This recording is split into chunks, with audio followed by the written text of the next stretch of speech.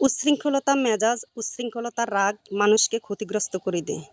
যে রাগ মানুষকে বিভ্রান্ত করে দেয়, যে রাগ মানুষের ক্ষতিগ্রস্ত হয়, সেই জন্য বলছি যারা রাগী মানুষ বেশি, যারা রাগকে কন্ট্রোল করতে পারেন না, যারা উত্তেজনা হয়ে যান বেশি, যারা অল্পেতে রেগে যান বেশি, তাই বলছি সেই সংসারে কখনো সুখ শান্তি আসে না, বাট অশান্তি লাগিয়ে থাকে।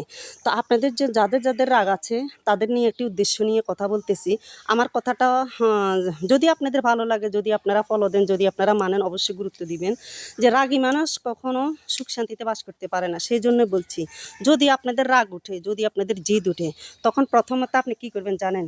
এই পানির দিকে তাকাবেন, ঠিক পানির মতন আপনার মেজাজটা হয়ে যাবে।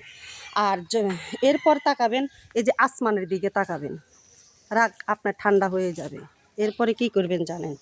একদম এইভাবে মাটির দিকে তাকাবেন, ঠিক আপনার জীবনে শান্তি এসে যাবে।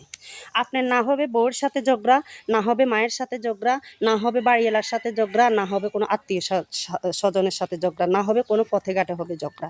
তখন আপনি নিজের মেজাজ যদি কন্ট্রোল করতে পারেন, আপনি জীবনে শান্তির চেয়ে অশান্তি আসবে না।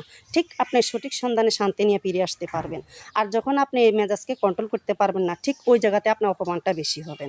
কারণ আপনার যে মেজাজে আপনাকে ধ্বংস করে দিবে। উশৃঙ্খলতা মেজাজ মানুষ ধ্বংস হয়, রাগী মানুষ ধ্বংস হয়।